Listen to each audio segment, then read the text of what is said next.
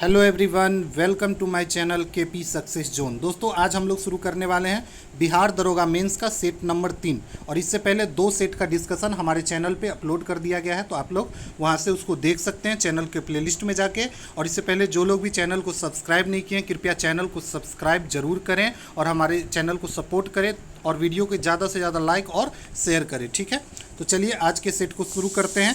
आज के सेट का पहला क्वेश्चन है, किस पंचवर्षीय योजना में गरीबी हटाओ का नारा दिया गया था। तो दोस्तों, गरीबी हटाओ का जो नारा दिया गया था वो 5वीं पंचवर्षीय योजना में दिया गया था। और गरीबी हटाओ नारा जो है ये कब प्रारंभ हुआ था, तो ये 1969 में इस योजना का प्रारंभ किया गया था, ठीक है। और उस समय पूछे किसकी सरकार थी, तो दोस्तों उस समय इंदिरा गांधी की सरकार थी। और इसी को दोस्तों गाडगिल योजना भी कहा जाता है, ठीक है। इसको क्या बोला जाता है, गरीबी हटाओ को योजना जो था इसको बोला जाता है दोस्तों गाडगिल योजना भी बोला जाता है, ठीक है। अगला क्वेश्चन है, निम्नलिखित में से कौन सा भारत में निम्न कृषि उत्पादकता का कारण नहीं है। तो इसका जो आंसर हो जाएगा दोस्तों जोत का बड़ा आकार। जोत का बड़ा आकार, हमारे यहाँ जो भी खेत है वो छोटे छोटे भाग में है, ठीक है। इसलिए जोत का बड़ा आकार जो होगा भारत में निम्न कृषि उत्पादकता का कारण नहीं होगा। बाकी सभी जो है वो सही है निम्न कृषि उत्पादकता के सेंस में। पहला क्या है, भारत में व्याप्त अंधविश्वास और रूढ़िवादिता, ये सही है। भूमि का जनसंख्या का दबाव, ये भी सही है। और साख सुविधा का अभाव, ये भी सुविधा का अभाव है कृषि क्षेत्र में, जिसके कारण भी निम्न कृषि उत्पादकता का ये कारण है, ठीक है।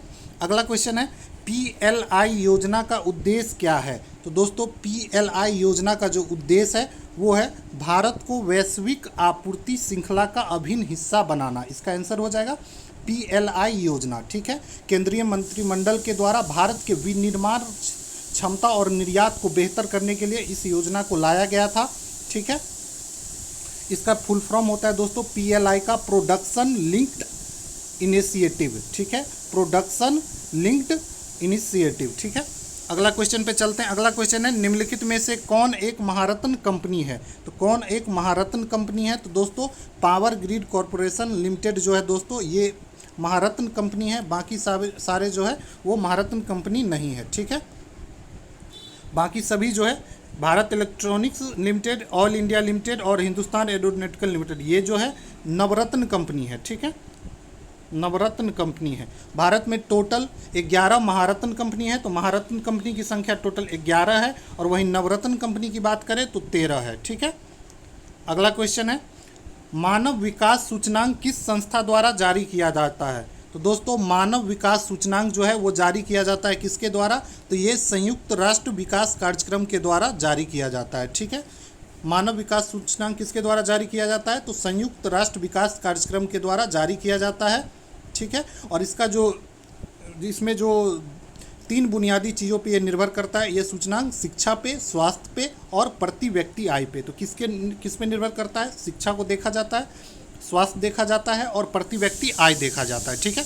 अगले क्वेश्चन पे चलते हैं। अगला क्वेश्चन है, निम्नलिखित में से कौन सी एक रिजर्व बैंक का कार्य नहीं है। तो दोस्तों कौन रिजर्व बैंक का काम नहीं है, इसका जो आंसर हो जाएगा वित्त आयोग का गठन। वित्त आयोग का जो गठन है वो आरबीआई का काम नहीं है। बाकी पत्र मुद्रा का निर्गमन, सरकार के बैंकर का कार्य और बैंकों के बैंक का कार्य, ये तीनों काम किसका है, तो दोस्तों आरबीआई का है, ठीक है। वित्त आयोग का गठन जो है वो किसका काम नहीं है, तो रिजर्व बैंक का काम नहीं है, ठीक है। रिजर्व बैंक का स्थापना कब हुआ था, तो रिजर्व बैंक का जो स्थापना हुआ था दोस्तों 1 अप्रैल 1935 को हुआ था, ठीक है। तो इसको भी याद रखेंगे, आरबीआई का स्थापना 1 अप्रैल 1935 को हुआ था। अगला क्वेश्चन है, भूरेलाल समिति का संबंध निम्नलिखित में से किस क्षेत्र से है।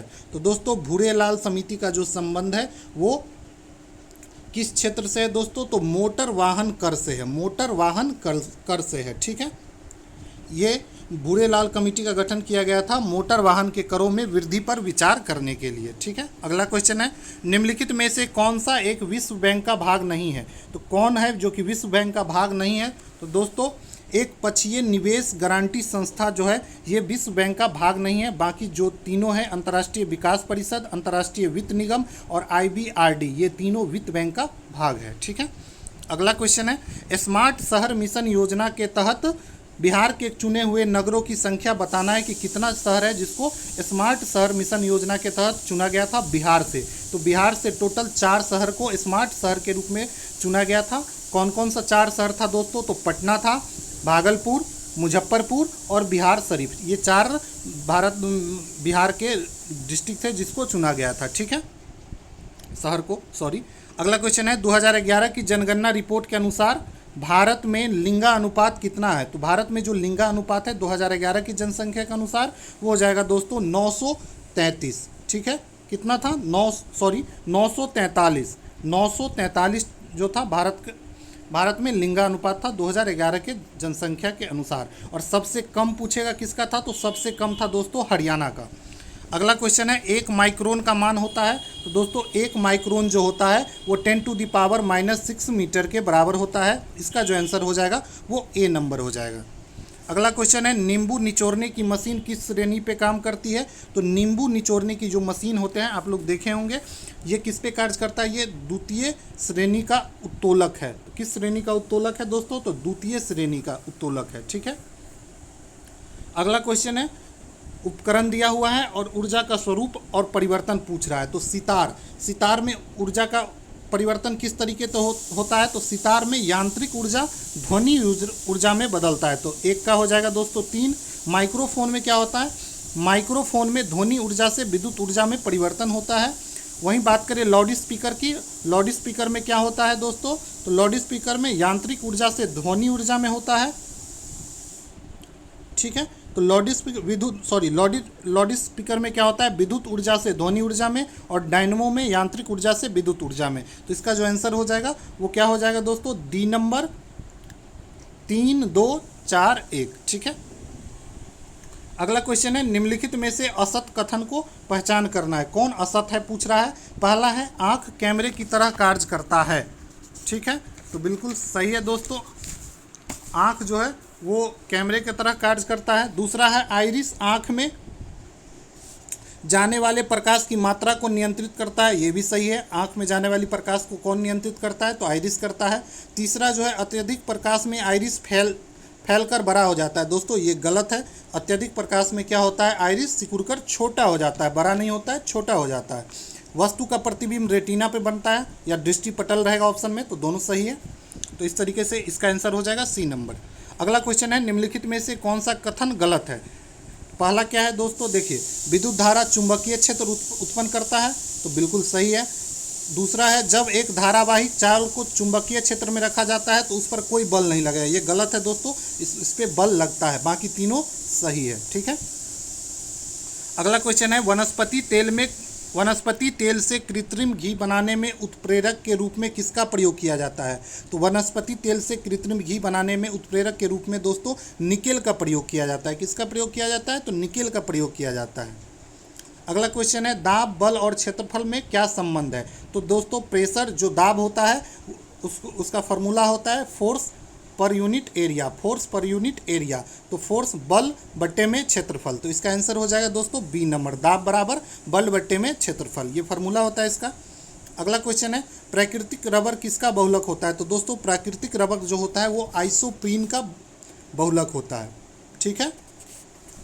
यह आइसोप्रीन जो होता है यह थर्मोप्लास्टिक होता है और रबर आसानी से कार्बन डाइऑक्साइड में घुल जाता है। तो रबर जो होता है कार्बन डाइऑक्साइड में आसानी से घुल जाता है, इसको भी याद रखेंगे। अगला क्वेश्चन है दोस्तों फिनॉल का उपयोग मुख्यतः किस कार्य के लिए किया जाता है? तो फिनॉल का जो उपयोग किया जाता है दोस्तों जीवाणुनाशक के रूप में किया जाता है, ठीक है। फिनॉल का उपयोग किसके लिए किया जाता है? तो जीवाणुनाशक के रूप में किया जाता है। अगला क्वेश्चन है प्याज और लहसुन में गंध का कारक क्या है?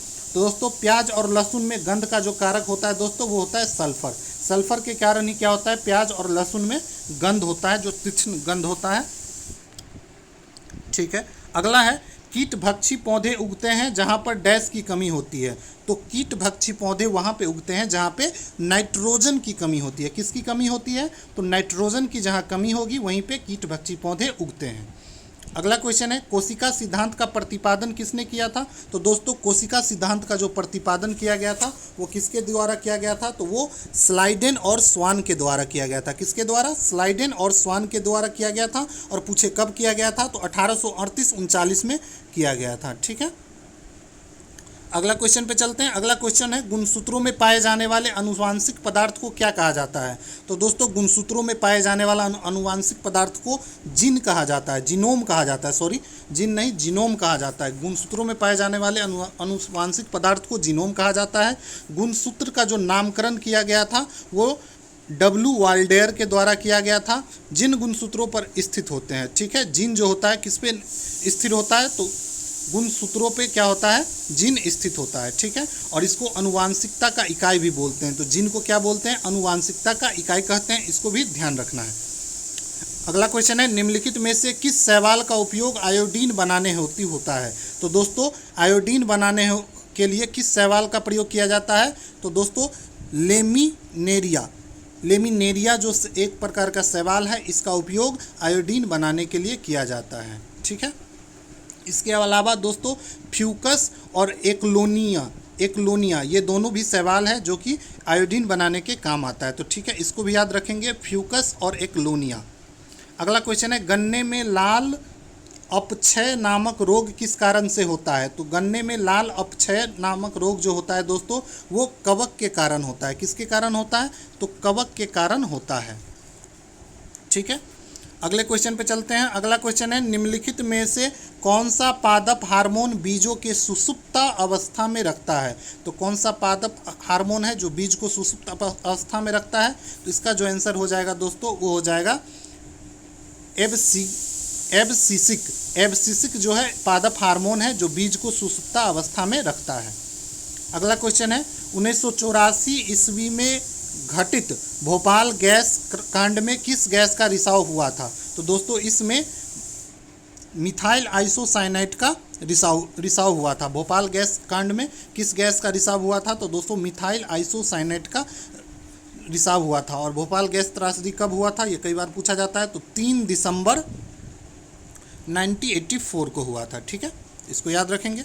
अगला क्वेश्चन है निम्नलिखित में से किस संघ के जीवों की देह गुहा हीमोसील कहलाती है। तो किस संघ के जीव के देह गुहा हीमोसील कहलाती है, तो ऑर्थोपोडा से संघ के जो जीव होते हैं उसके जो देह गुहा होता है उसको क्या बोलेंगे, उसको हीमोसील बोलेंगे, ठीक है,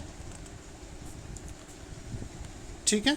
इस संघ के प्रमुख जीव कौन कौन से हैं, ऑर्थोपोडा में कौन कौन आता है दोस्तों, तिलचट्टा, झींगा मछली, केकड़ा, खटमल, मधुमक्खी, टिड्डी, ये सभी जो है दोस्तों ऑर्थोपोडा में आते हैं। अगला क्वेश्चन है लाल रक्त कण के संबंध में असत कथन पहचान करें। तो लाल रक्त कण जिसको आरबीसी भी बोलते हैं, इसके संबंध में पूछ रहा है कौन सा असत है, तो इसका आंसर हो जाएगा दोस्तों सी नंबर। आरबीसी की संख्या हीमोग्लोबिमीटर द्वारा ज्ञात की जाती है, नहीं ये गलत है दोस्तों। आरबीसी की जो संख्या है उसको हीमोसाइटोमीटर के द्वारा ज्ञात किया जाता है। हीमोसाइटोमीटर के द्वारा, किसके द्वारा, तो हीमोसाइटोमीटर, ठीक है, इसको याद रखेंगे। हीमोसाइटोमीटर जो होता है इससे आरबीसी की संख्या को ज्ञात किया जाता है। अगला क्वेश्चन है इसमें सूची 1 और सूची 2 को मिलाना है। बीमारी दिया गया और पूछा जा रहा है कि किस वायरस से ये होता है। पहला है दोस्तों डेंगू ज्वर। डेंगू ज्वर जो है दोस्तों वो अरबो वायरस से होता है। किससे होता है, अरबो वायरस से। दूसरा है इन्फ्लुएंजा जो है दोस्तों वो मिक्सो वायरस से होता है। और खसरा जो है दोस्तों मोबिरली वायरस से होता है। और चेचक वेरियोला वायरस से होता है। तो ठीक है, इसको याद रखेंगे। इसका जो आंसर हो जाएगा दोस्तों 2 3 4 1, 2 3 4 1, बी नंबर आंसर इसका सही हो जाएगा। अगले क्वेश्चन पे चलते हैं। अगला क्वेश्चन है पौधे में स्रावित होने वाला वह हार्मोन जिसके कारण उसका तना सूरज की रोशनी की ओर झुकता है। तो आप लोग देखे होंगे पौधे का तना क्या होता है, सूरज की रोशनी की तरफ झुक जाता है। और किस हार्मोन के कारण होता है, तो दोस्तों ये ऑक्सिन हार्मोन के कारण होता है। तो उसमें झुकाव जो होता है किस हार्मोन के कारण, पौधों में ऑक्सिन हार्मोन के कारण होता है, ठीक है। और इसका जो निर्माण होता है इस हार्मोन का किस भाग में होता है पौधे के, तो पौधे के ऊपरी भाग में होता है, ठीक है। ये पौधे की वृद्धि को नियंत्रित करने वाला हार्मोन है। ऑक्सिन जो है पौधे को नियंत्रित करने वाला हार्मोन है, वृद्धि को नियंत्रित करता है। अगला क्वेश्चन है निम्नलिखित में से कौन हड्डियों एवं दांतों को दृढ़ता प्रदान करता है। तो दोस्तों हड्डी और दांत को दृढ़ता प्रदान करेगा, मजबूती प्रदान करने वाला कौन सा तत्व है दोस्तों, तो वो हो जाएगा फास्फोरस। फास्फोरस और कैल्शियम जो है दोस्तों वो हड्डी और दांत को मजबूत बनाने का काम करता है। ठीक है, अगला क्वेश्चन है ग्लूकोज अणु का ग्लाइकोलिसिस में विघटन के फलस्वरूप क्या प्राप्त होता है।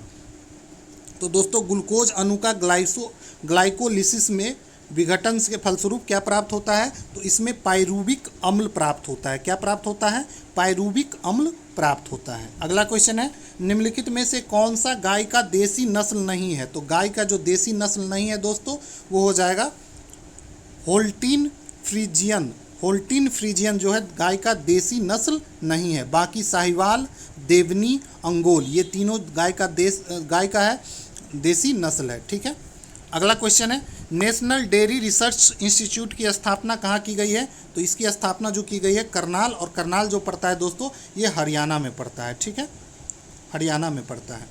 अगला क्वेश्चन है निम्नलिखित में से कौन सा एक मछली की प्रजाति नहीं है। तो दोस्तों इसमें से सी हॉर्स जो है मछली की प्रजाति नहीं है। ठीक है, सी हॉर्स जिसको समुद्री घोड़ा भी बोला जाता है, ये एक प्रकार की मछली है जो समुद्र में पाई जाती है। अन्य सभी मछली की प्रजाति नहीं है। सॉरी, इसमें पूछ रहा है निम्नलिखित में से कौन एक मछली की प्रजाति है। तो दोस्तों सी हॉर्स जो है ये मछली की प्रजाति है, और बाकी जो है दोस्तों वो मछली की प्रजाति नहीं है। ठीक है, उल्टा बोला गया। अगला क्वेश्चन है हॉट स्पॉट की अवधारणा किसके द्वारा दी गई है। तो दोस्तों हॉट स्पॉट की अवधारणा जो दिया गया है वो दिया गया है दोस्तों नॉर्मन मेयर्स के द्वारा। नॉर्मन मेयर्स के द्वारा हॉट स्पॉट की अवधारणा दिया गया है। और भारत में दोस्तों 4 हॉट स्पॉट है। तो आप लोगों को कमेंट में बताना है कि भारत में वो 4 हॉट स्पॉट जोन कौन कौन से हैं, इसको कमेंट करके बताएंगे। ठीक है, अगला क्वेश्चन है वियना कन्वेंशन का संबंध किससे है। तो दोस्तों वियना कन्वेंशन का जो संबंध है वो ओजोन परत के क्षरण से है। किससे है, तो ओजोन परत के क्षरण से वियना कन्वेंशन का संबंध है। और ये कब हुआ था, तो ये 1986 में हुआ था, 1985 में हुआ था, सॉरी 1985 में हुआ था ओजोन परत के संरक्षण के लिए वियना कन्वेंशन। ठीक है, अगला क्वेश्चन है खट्टे स्वाद के लिए कोशिकाएं जीभ के किस भाग में होता है, मतलब जीभ के किस भाग में खट्टा स्वाद का अनुभव होता है। तो इसका आंसर हो जाएगा दोस्तों पार्श्व भाग में। ठीक है, पार्श्व किनारे पर खट्टे स्वाद के कोशिका होती है जीभ में। ठीक है, अगला क्वेश्चन है निम्नलिखित में से कौन एक जैव प्रदूषक है। तो दोस्तों जैव प्रदूषक जो है वो है एंथ्रेक्स वायरस। एंथ्रेक्स वायरस जो है दोस्तों जैव प्रदूषक है। ठीक है, अगला क्वेश्चन सूची दिया हुआ है और स्थान पूछ रहा है। अनुसंधान संस्थान दिया हुआ है और स्थान पूछ रहा है। तो केंद्रीय गन्ना अनुसंधान संस्थान जो है दोस्तों वो एक कोयम्बटूर में है। केंद्रीय औषधि अनुसंधान संस्थान ये लखनऊ में है दोस्तों। वहीं राष्ट्रीय धातु विज्ञान प्रयोगशाला जो है ये जमशेदपुर में है। और चमड़ा अनुसंधान संस्थान जो है दोस्तों चेन्नई में है। ठीक है, तो इसका आंसर हो जाएगा बी नंबर 3214। ठीक है, अगला क्वेश्चन पे चलते हैं। अगला क्वेश्चन है निम्नलिखित में से कौन सा कथन असत्य है। पहला क्या दिया हुआ है दोस्तों, लवानी महाराष्ट्र का प्रमुख लोक नृत्य है। तो दोस्तों ये जो है सही है। रेड क्रॉस की स्थापना हेनरी ड्यूनेट के द्वारा किया गया था दोस्तों, ये भी सही है। तीसरा क्या है, कलिंग पुरस्कार साहित्य के क्षेत्र में दिया जाता है, गलत है दोस्तों, ये ही जो है गलत है। तो इसका जो आंसर हो जाएगा कलिंग पुरस्कार जो है दोस्तों विज्ञान के क्षेत्र में दिया जाता है, न कि साहित्य के क्षेत्र में। तो ये आंसर गलत हो जाएगा। अगला क्वेश्चन है राष्ट्रीय विधि दिवस कब मनाया जाता है। तो राष्ट्रीय विधि दिवस जो मनाया जाता है दोस्तों 26 नवंबर को मनाया जाता है। इसी दिन संविधान लागू हुआ था, इसीलिए इसको राष्ट्रीय विधि दिवस के रूप में मनाया जाता है। ठीक है, साथ ही 24 अक्टूबर को मनाया जाता है दोस्तों संयुक्त राष्ट्र दिवस। संयुक्त राष्ट्र दिवस 24 अक्टूबर को मनाया जाता है। 1 दिसंबर को विश्व एड्स दिवस मनाया जाता है और 9 अक्टूबर को विश्व डाक दिवस मनाया जाता है। तो सारा आप लोग याद रखेंगे। अगला क्वेश्चन है विश्व का सबसे ऊंचा झरना किस देश में है। तो विश्व का जो सबसे ऊंचा झरना जो है दोस्तों वो वेनेजुएला में है। कहाँ पे है, तो वेनेजुएला में है और इसकी लंबाई जो है 979 मीटर है और ये एंजिल जलप्रपात पे है। ठीक है, झरना एंजिल में है, एंजिल जलप्रपात पे है। ठीक है, अगला क्वेश्चन है देश दिया हुआ है उसका राजधानी पूछ रहा है। तो दोस्तों नॉर्वे की राजधानी जो हो जाएगा वो ओस्लो हो जाएगा। ग्रीनलैंड की राजधानी जो है दोस्तों नूक है। और बेलिज की जो राजधानी है दोस्तों वो क्या हो जाएगा, वोल्मोपेन, और रवांडा की राजधानी है किगाली। ठीक है, आप लोग को देश और उसकी राजधानी भी याद रहने चाहिए, इससे भी क्वेश्चन पूछे जाते हैं। इसका जो आंसर हो जाएगा दोस्तों ए नंबर, 2 4 1 3। ठीक है, अगला क्वेश्चन है संविधान सभा में किसके द्वारा उद्देश्य प्रस्ताव पेश किया गया था। तो संविधान सभा में उद्देश्य प्रस्ताव जो पेश किया गया था वो जवाहरलाल नेहरू के द्वारा पेश किया गया था। और पूछे कब किया गया था, तो इसका तीसरा बैठक जो हुआ था 13 दिसंबर 1946 को। पहला बैठक कब हुआ था संविधान सभा का, तो 9 दिसंबर 1946 को, दूसरा 11 दिसंबर को। ठीक है, और तीसरा जो हुआ था 13 दिसंबर 1946 में। इसी में उद्देश्य प्रस्ताव को पेश किया जाता है, किसके द्वारा, तो जवाहरलाल नेहरू के द्वारा। अगला क्वेश्चन है भारतीय संविधान की प्रस्तावना में पहली बार कब संशोधन किया गया था। तो दोस्तों पहली बार जो संशोधन किया गया था प्रस्तावना में वो 42वें संविधान संशोधन के तहत 1976 ईस्वी में किया गया था। और पूछे किस समिति के द्वारा, तो स्वर्ण सिंह समिति के द्वारा किया गया था। अगला क्वेश्चन है भारतीय संविधान में संविधान संशोधन की प्रक्रिया का प्रावधान किस देश से लिया गया है। तो दोस्तों भारतीय संविधान में संविधान संशोधन की जो प्रक्रिया है वो दक्षिण अफ्रीका के संविधान से लिया गया है। अगला क्वेश्चन है भारतीय संविधान की अनुसूची और संबंधित विषय कौन सा है, उसको बेमेल जोड़ में कौन सा बेमेल है, मतलब कौन सही मेल नहीं करता है। इसका जो आंसर हो जाएगा दोस्तों डी नंबर, 9वीं अनुसूची में बोल रहा है दल बदल संबंधी प्रावधान। दल बदल संबंधी प्रावधान जो है दोस्तों वो 10वीं अनुसूची में है, 9वीं में नहीं है, तो इसलिए गलत हो जाएगा। प्रथम अनुसूची में भारतीय संघ के घटक राज्य और संघ शासित क्षेत्र है, सही हो जाएगा। चौथी अनुसूची में राज्य और संघीय क्षेत्र का राज्यसभा में प्रतिनिधित्व, ये भी सही है। 7वीं अनुसूची में केंद्र और राज्य के बीच शक्ति का विभाजन, जिसमें समवर्ती सूची, राज सूची और समवर्ती सूची, राज सूची और संघ सूची आता है। ठीक है, 7वीं अनुसूची में। अगला क्वेश्चन पे चलते हैं। अगला क्वेश्चन है 44वें संविधान संशोधन जो कि 1978 ईस्वी में आया था।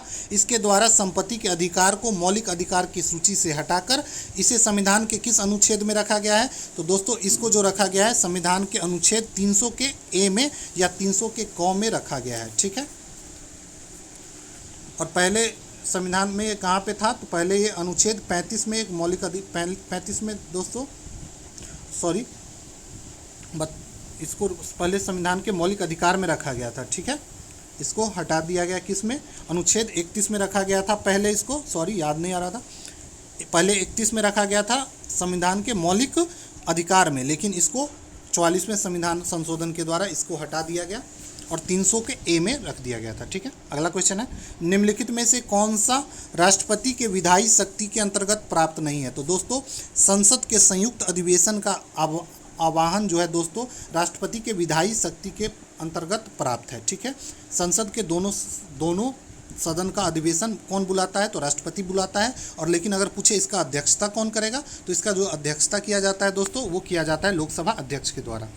अगला क्वेश्चन है भारत का संवैधानिक प्रधान कौन होता है। तो भारत का जो संवैधानिक प्रधान होता है वो राष्ट्रपति होता है। ठीक है, अगला क्वेश्चन है मंत्रिमंडल का निर्माण इनमें से मिलकर होता है। तो मंत्रिमंडल का जो निर्माण होता है किससे मिलकर होता है, तो प्रधानमंत्री और कैबिनेट मंत्री से मिलकर होता है। इसमें याद रखना है कि राज्य मंत्री जो होता है उसको इसमें शामिल नहीं किया जाता है। अगला क्वेश्चन है आपातकाल की घोषणा लागू होने के बाद संसद लोकसभा के कार्यकाल को एक बार में अधिकतम कितने समय की वृद्धि कर सकता है। तो दोस्तों आपातकाल के समय में संसद अपने कार्यकाल को बस एक बार में एक वर्ष के लिए बढ़ा सकता है। ठीक है, अगला क्वेश्चन है भारत के नियंत्रक और महालेखा परीक्षक का कार्यकाल कितना होता है। तो इसका जो कार्यकाल होता है दोस्तों वो 6 वर्ष या फिर मैक्सिमम 65 वर्ष तक होता है। ठीक है, अगला क्वेश्चन है ब्लूमबर्ग बिलियंस इंडेक्स 2022 के अनुसार एशिया के सबसे धनी व्यक्ति कौन है। तो ये हो जाएगा दोस्तों गौतम अडानी। इन्होंने मुकेश अंबानी को पीछे छोड़ दिया है।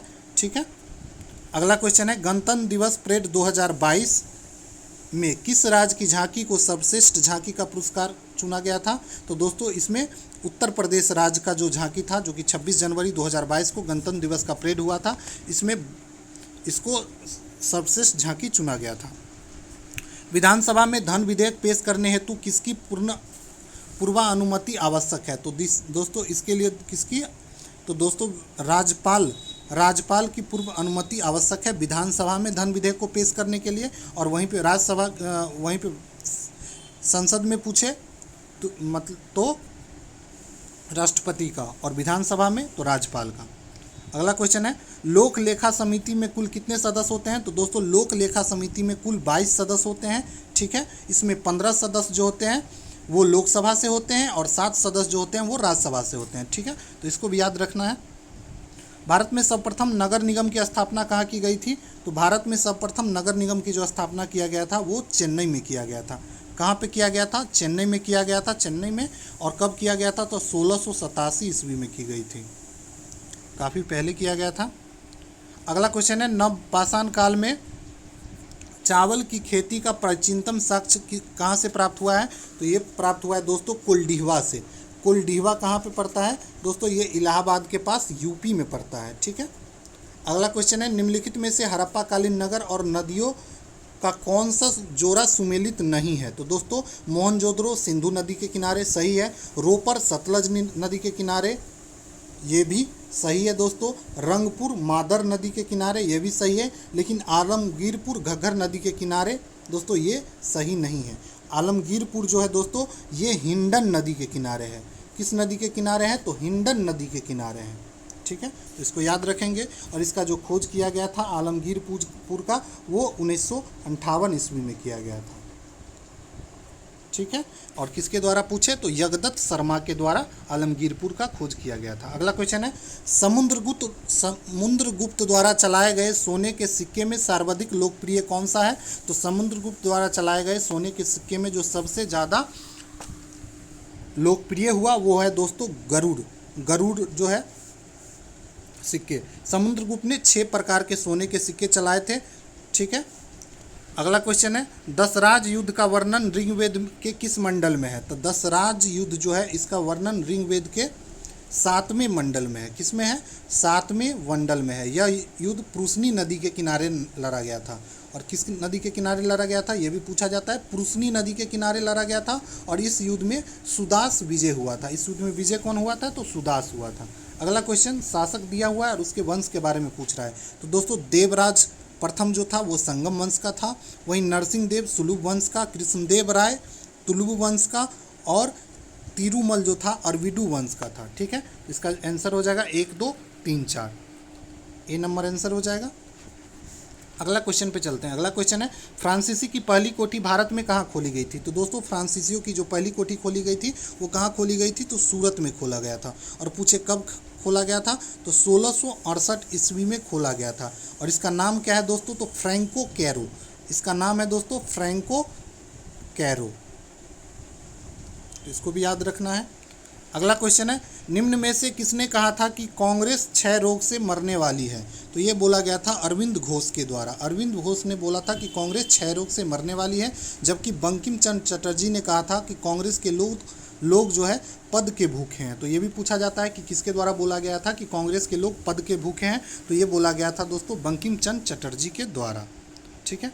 अगला क्वेश्चन है, किस वायसराय ने भारत में वित्तीय विकेंद्रीकरण की नीति की शुरुआत की थी? तो भारत में वित्तीय विकेंद्रीकरण की नीति की जो शुरुआत की गई थी लॉर्ड मेयो के द्वारा किया गया था, ठीक है। मेयो के द्वारा मेयो कॉलेज का स्थापना भी किया गया था 1872 ईस्वी में। इसको भी याद रखना है। और उन्होंने एक कृषि विभाग का भी स्थापना किया था। और मेयो जो है इसकी हत्या अफगान में मेयो में इसकी हत्या कर दी गई थी। एक अफगान ने इसकी हत्या कर दी थी। 1872 ईस्वी में ही इसकी हत्या हो जाती है। और कहाँ पे हो जाती है? तो अंडमान निकोबार में चाकू मार के एक अफगान के द्वारा कर दिया जाता है। अगला क्वेश्चन है, प्रसिद्ध आदिवासी विद्रोह और नेतृत्वकर्ता में कौन सा जोड़ा बेमेल है? मतलब कौन सा जोड़ा सही नहीं है? तो मुंडा विद्रोह बिरसा मुंडा बिल्कुल सही है। भील विद्रोह सेवाराम के द्वारा किया गया था, ये भी सही है। रामोसी विद्रोह राजा तीरथ सिंह के द्वारा किया गया था, ये दोस्तों गलत है। रामोसी विद्रोह जो किया गया था दोस्तों पश्चिमी घाट में हुआ था। और ये सरदार चीरथ सिंह के नेतृत्व में किया गया था। तीरथ सिंह नहीं दोस्तों, चीरथ सिंह के नेतृत्व में पश्चिमी घाट में होता है क्या? रामोसी विद्रोह, ठीक है। वहीं तीरथ सिंह जो है दोस्तों ये खासी विद्रोह हुआ था। इसके द्वारा कौन सा विद्रोह का नेता था? ये खासी विद्रोह का, ठीक है। और चेर विद्रोह भूषण सिंह के द्वारा किया गया था। तो इसको आप लोग याद रखेंगे। विद्रोह से एक क्वेश्चन जरूर पूछा जाएगा, तो सारा विद्रोह आप लोग को क्लियर होना चाहिए।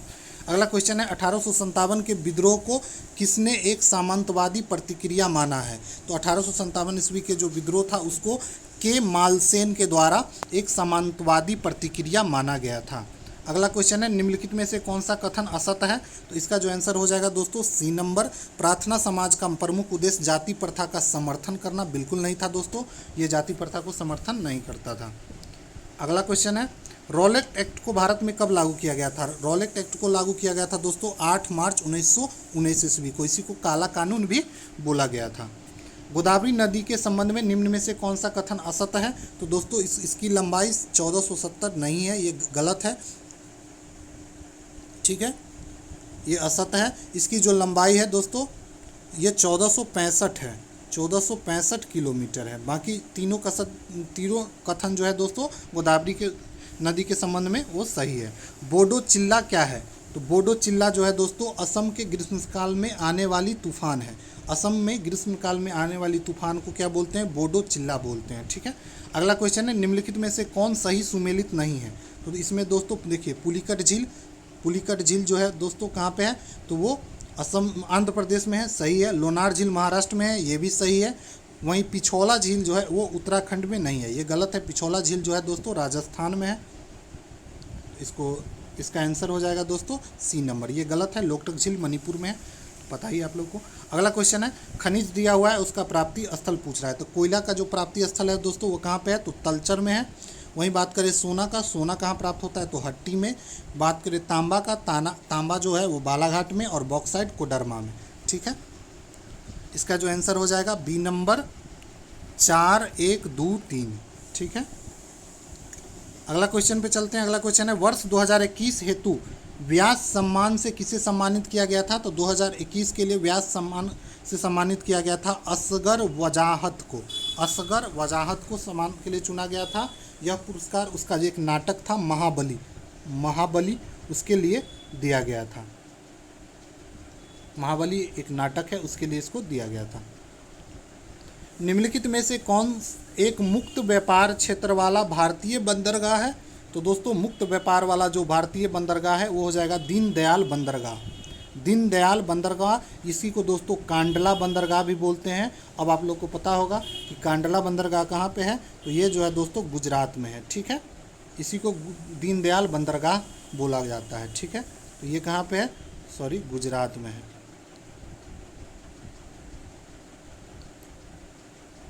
कहाँ पे है? तो गुजरात में है। निम्नलिखित में से कौन एक सही सुमेलित नहीं है?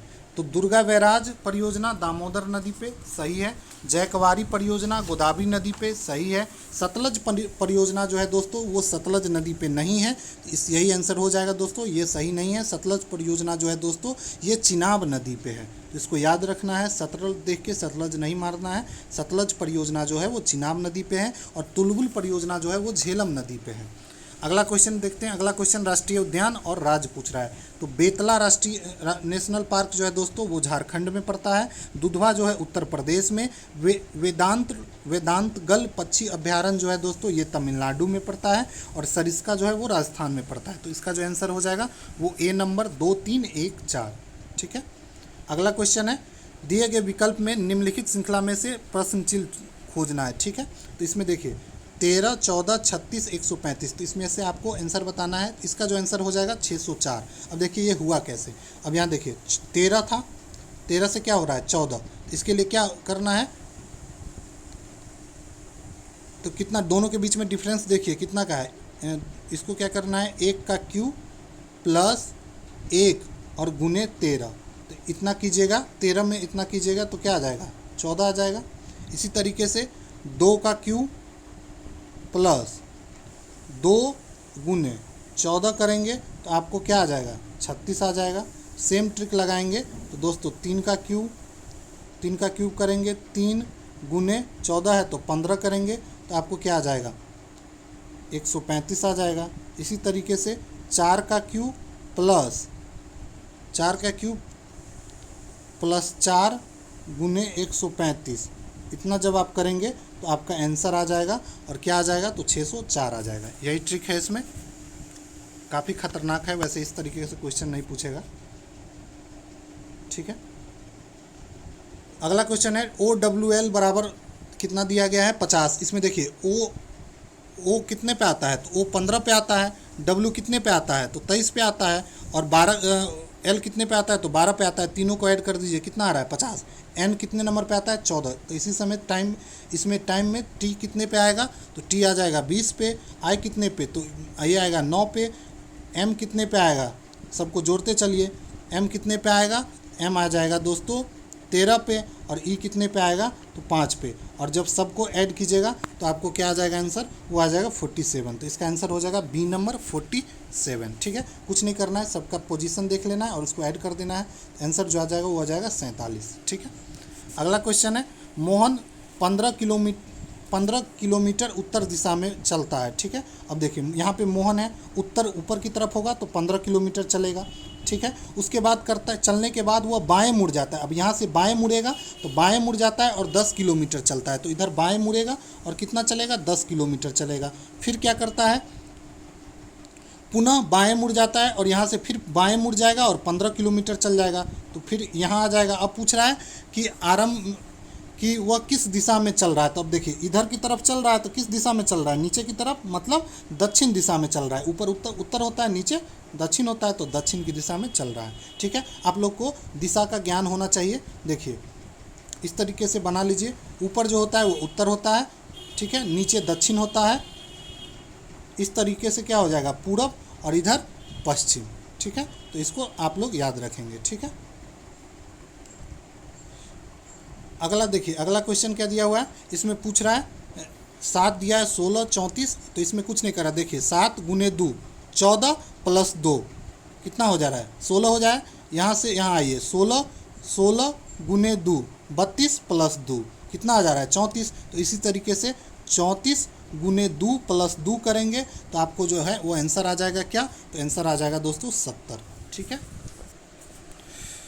अगला क्वेश्चन क्या है, अब देखिए अगला क्वेश्चन क्या दिया हुआ है। अब देखिए इसमें अगला टर्म पूछ रहा है। तो देखिए बी से डी पे जा रहे हैं तो क्या हो रहा है, बीच में एक गैप है सी डी, डी से एफ पे जा रहे हैं तो ई नहीं एफ, एफ से एच पे जा रहा है तो एफ के बाद क्या आता है जी, जी को छोड़ दिया है एच है। तो अगला टर्म क्या हो जाएगा, तो एच के बाद क्या आता है दोस्तों, एच के बाद क्या आएगा, आई नहीं आएगा तो यहाँ पे क्या आएगा जे, आई बीच को आई छोड़ देना है और क्या आ जाएगा दोस्तों जे। तो इसी तरीके से एक्स से बी पे जाइए, फिर टी पे जाइए, आर पे जाइए, तो अगला टर्म जो हो जाएगा क्या आ जाएगा, इसमें क्या हो रहा है, माइनस 2 का कमी हो रहा है। तो इस यहाँ भी क्या करेंगे, 2 कम कर देंगे तो यहाँ पे क्या आ जाएगा, पी आ जाएगा। ठीक है, तो और तीसरे बार में क्या कर रहा है, एफ से आई पे जा रहा है तो 3 बढ़ रहा है, एफ के बाद क्या है जी एच आई, तो 3 को ऐड करेंगे तो सब में 3 को ऐड करते चलिए, तो 3 ऐड करेंगे तो यहाँ पे क्या आ जाएगा, आर आ जाएगा। ठीक है, इसका आंसर हो जाएगा जे पी आर। तो देखिए जे पी आर कौन सा आंसर है, तो डी नंबर है। ठीक है, अगला क्वेश्चन है, एक वेन डायग्राम दिया गया है, इसको श्रेणी में संबंध करना है। अब देखिए क्या दिया है, हाईलाइटर दिया है, स्टेशनरी दिया है और इरेजर दिया है। तो आप देखिए हाईलाइटनर और इरेजर दोनों क्या है, स्टेशनरी समान है। स्टेशनरी दुकान पे ही जाते हैं तो मिलता है कि नहीं, तो देखिए स्टेशनरी दुकान पे हमको क्या, स्टेशनरी दुकान पे हमको हाइलाइटर भी मिलता है और क्या मिलता है, इरेजर भी मिलता है। तो इसको हम सभी, तो क्या हो जाएगा, देखिए सभी जो है हाइलाइटनर क्या है, स्टेशनरी सही समान है, और साथ ही सभी इरेजर भी क्या है, स्टेशनरी समान है। तो ये किसके अंतर्गत आ जाएगा, सब स्टेशनरी। तो ये वाला हो गया स्टेशनरी, ये हो गया हाइलाइटर और ये होगा इरेजर। तो इस तरीके से इसका वेन डायग्राम किस तरीके से बनेगा, तो ए नंबर ये वाला आंसर हो जाएगा। अगला क्वेश्चन देखिए, पर्सन क्या दिया हुआ है, इतना दिया गया है, इसमें कुछ नहीं करना है, इसमें भी अल्फ़ाबेट करके करना है। तो पी कितने नंबर पे आता है, सेम वही चीज़ करना है, और सब में क्या करना है, पी कितने नंबर पे आता है तो उसको देखना है और उसको +2 कर देना है। ठीक है, फिर क्यू ई कितने नंबर पे आता है उसको देखना है और यहाँ पे -1 कर देना है। फिर आर कितने नंबर पे आता है उसको देखना है और उसमें +2 कर देना है। फिर ऐसे ही एस कितने नंबर पे आता है उसको देखना है और उसमें -1, तो यही -1 +2 -1 +2 -1 करना है। तो आप इस तरीके से जब बनाएंगे फ़ोन का तो इसका जो आंसर आ जाएगा दोस्तों वो आ जाएगा डी नंबर। ठीक है, इसको आप लोग कैलकुलेट करके देखेंगे। ठीक है, अगला क्वेश्चन है, अगला क्वेश्चन देखिए इस तरीके से दिया रहेगा। तो इस तरीके से जब भी क्वेश्चन दिया रहे तो यहाँ पे देखिए ये इस तरीके से है, बीच में इस तरीके से, तो जो कि खुलेगा तो ये 4 जगह खुलेगा, यहाँ भी खुलेगा, सेम चीज़ यहाँ भी खुलेगा, यहाँ भी लो, तो 4 बनेगा और 4 बनेगा। तो इस तरीके से देखिए अंदर की तरफ है, तो इसका आंसर हो जाएगा दोस्तों 4 नंबर। तो 88 का जो आंसर हो जाएगा वो 4 नंबर हो जाएगा। अगला क्वेश्चन है, दी गई आकृति बनाने के लिए आवश्यक न्यूनतम संख्या, इसमें आप लोग गिन लेंगे, इसका जो आंसर हो जाएगा दोस्तों वो 11 हो जाएगा। ठीक है, आवश्यक न्यूनतम सीधी रेखा पूछ रहा है तो वो हो जाएगा कितना, 11। अगला क्वेश्चन है, उस आकृति की पहचान कीजिए जो इस पैटर्न को पूरा करे। तो इसमें देखिएगा आप अच्छे से, तो इसका जो आंसर हो जाएगा वो डी नंबर। यहाँ पे देखिए ये जो डार्क किया हुआ है वो इस साइड पे किया गया है, बस इसी को आप देखेंगे तो आपको डी नंबर आंसर मिल जाएगा। अगला क्वेश्चन क्या दिया हुआ है, तो अगला क्वेश्चन दिया है कि a/b प्लस b/a क्या दिया हुआ है, 1 दिया गया है। ठीक है, तो आपको क्या पूछ रहा है, AQ प्लस BQ पूछ रहा है। तो इसको सॉल्व कीजिएगा तो क्या आ जाएगा, a² प्लस b² बट्टे में AB बराबर 1 आएगा कि नहीं। क्या कर रहे हैं, बटा पर का जोड़ कर रहे हैं। तो a² प्लस b² बराबर क्या आ गया, हमको AB आ गया। अब हमको क्या निकालना है, AQ प्लस BQ का फॉर्मूला AQ प्लस BQ पूछ रहा है। ठीक है, AQ प्लस BQ, तो AQ प्लस BQ का जो फार्मूला होता है वो क्या होता है, तो A plus B into A² plus B² और माइनस AB, यही होता है कि नहीं होता है। अब हमको देखिए A² प्लस B² क्या दिया हुआ है, तो A भी दिया हुआ है, तो यहाँ पे क्या हो जाएगा A प्लस B, और A² प्लस B² हमको क्या पता है, A भी पता है यहाँ से, तो ये हो जाएगा AB minus AB। AB minus AB क्या हो जाएगा, 0, और 0 को किसी संख्या में गुना करेंगे तो क्या आ जाएगा, 0। तो इसका आंसर क्या हो जाएगा दोस्तों, इसका आंसर हो जाएगा 0। ठीक है, अगला क्वेश्चन पे चलते हैं, ये समझ में आ गया। चलिए अगला क्वेश्चन पे चलते हैं। अगला क्वेश्चन है, एक चलती हुई रेलगाड़ी किसी 50 मीटर लंबे प्लेटफॉर्म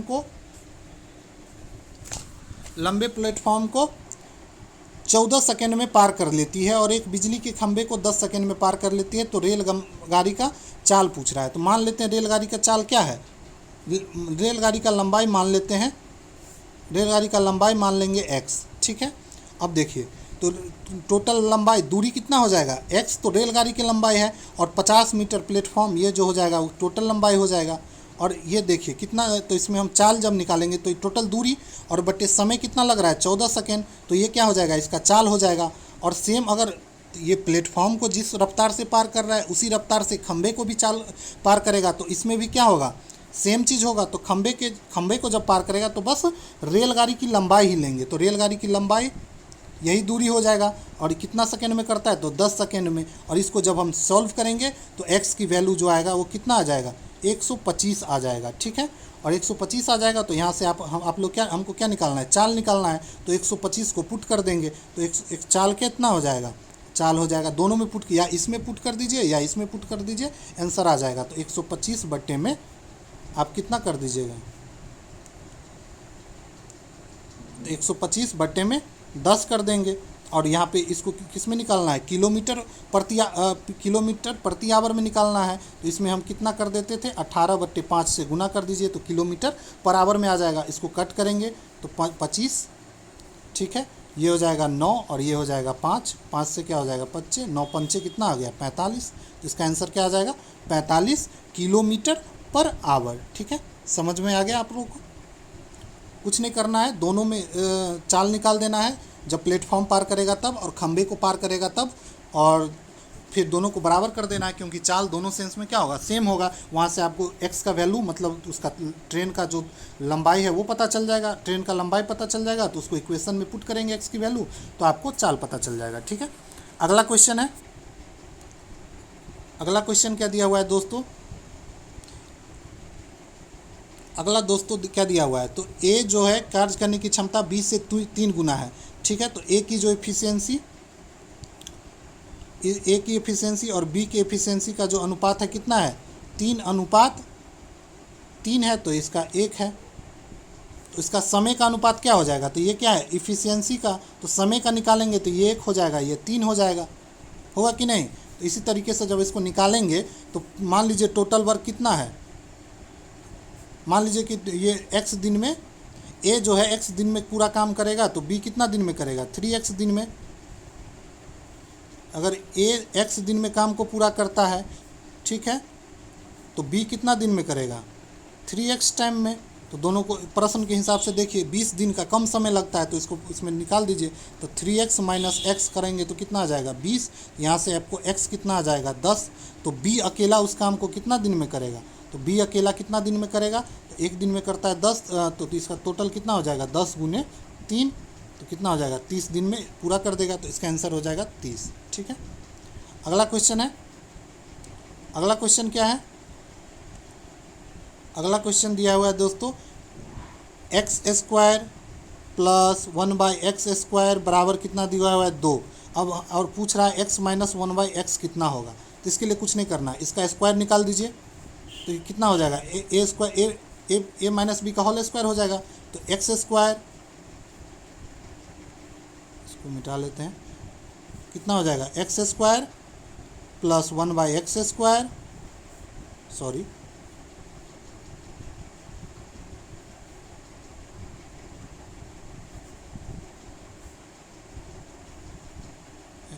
क्या हो गया, ठीक है छोड़िए, कितना हो जाएगा x² प्लस 1/x² और माइनस 2ab होता है। तो 2a कितना है x और b कितना है 1/x, ये से ये कट गया। और ये हमको क्या दिया हुआ है, इसका वैल्यू क्या दिया हुआ है, देखिए 2 दिया हुआ है। तो 2 माइनस 2 कितना आ जाएगा 0 हो जाएगी नहीं आंसर। तो इसका आंसर क्या हो गया 0 हो गया। ठीक है, अगला क्वेश्चन क्या दिया हुआ है,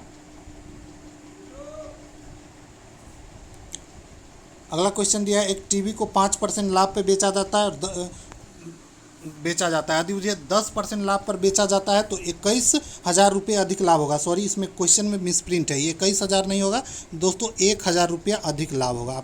ठीक है, तो इसका क्रयमूल्य पूछ रहा है। ठीक है, मान लेते हैं क्रयमूल्य 100 है। अब 5% लाभ पे बेच रहा है तो मतलब कितना में 105 रुपये में बेचेगा। अगर बोल रहा है कि मतलब 10% लाभ पे बेचता, मतलब 110 रुपये में बेचता, तो 1,000 रुपया अधिक लाभ प्राप्त होता है। तो देखिए, तो कितना इसका डिफरेंस कितना है 5 रुपया अधिक लाभ प्राप्त हो रहा है 10% पे। तो देखिए 5 यूनिट का वैल्यू कितना दिया हुआ है 1,000, हमको क्या निकालना है क्रय मूल्य। तो 100 यूनिट का वैल्यू निकाल दीजिए। तो 1000 यूनिट का क्रय मूल्य मारे थे 100। ठीक है, 5% लाभ पे बेचेगा तो कितना हो जाएगा विक्रय मूल्य 105 रुपया, और 10% लाभ पे बेचेगा तो विक्रय मूल्य कितना हो जाएगा 110 रुपया। और दोनों में देखिए 10% पे बेच रहा है तो कितना रुपया ज़्यादा हो रहा है 5 रुपया ज़्यादा मिल रहा है। तो यहाँ पे प्रश्न में क्या दिया है 1,000 रुपया ज़्यादा लाभ होगा। तो 5 यूनिट का वैल्यू कितना है 1,000। तो हमको क्या निकालना है क्रय मूल्य। तो क्रय मूल्य क्या माने हैं 100, तो 100 यूनिट का वैल्यू निकाल दीजिए। तो 100 यूनिट का वैल्यू हमको क्या आ जाएगा, तो 100 यूनिट का वैल्यू आ जाएगा 1,000 बट्टे में 5 गुने 100। यहाँ से आपको क्या आ जाएगा आंसर 20,000। ठीक है, इसको जब कट करेंगे तो क्या आ जाएगा 20,000 आंसर आ जाएगा। ठीक है, अगले क्वेश्चन पे चलते हैं।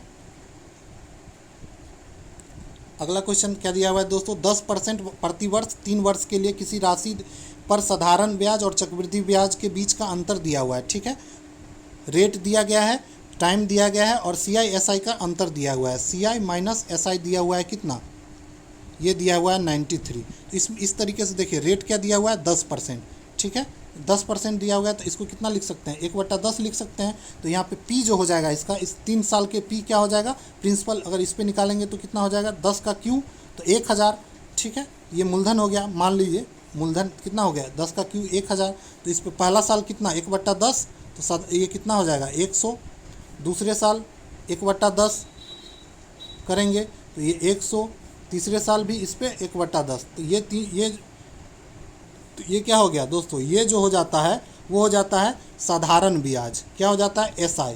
अब हमको क्या निकालना है इस पे, अब चक्रवृद्धि ब्याज निकालेंगे तो पहले साल जो 100 रुपया हुआ था ब्याज उस पर भी लगेगा, तो इसका 1/10, तो यहाँ पे कितना हो जाएगा 10 रुपया। अब देखिए तीसरे साल क्या होगा, इस पर भी ब्याज देंगे 1/10, तो इसका 10 रुपया, इस पर भी देंगे तो इसका 1 रुपया, और इस पर भी देंगे तो इसका 10 रुपया। तो टोटल देखिए कितना आ जाएगा 10 रुपये, 20 रुपये, 30 रुपये और 1 रुपये, 31 रुपया। तो ये CI और टोटल जो हो जाएगा वो ये हो जाएगा SI, ये हो गया SI, और ये जो टोटल हो जाएगा दोस्तों वो हो जाएगा क्या CI। तो दोनों में डिफरेंस कितना का है देखिए 30, 30, 30, 10, 20, 30 और 31 का, तो 31 रुपये का वैल्यू हमको क्या दिया हुआ है क्वेश्चन में देखेंगे तो 31 रुपये का जो वैल्यू दिया गया है वो कितना दिया गया है। ये ट्रिक है, इससे ट्री विधि बोलते हैं, इससे इजीली बन जाता है। 31 रुपये का वैल्यू दिया गया है हमको 93, ठीक है। तो 1 रुपये का कितना हो जाएगा 3, और हमको क्या मूलधन निकालना है, मूलधन हम क्या माने थे तो 1000 माने थे, तो 1000 का वैल्यू कितना हो जाएगा 1000 का वैल्यू कितना हो जाएगा 3 से गुना कर देंगे 3000, इसका आंसर क्या हो जाएगा दोस्तों 3000, ठीक है। समझ में आ गया। चलिए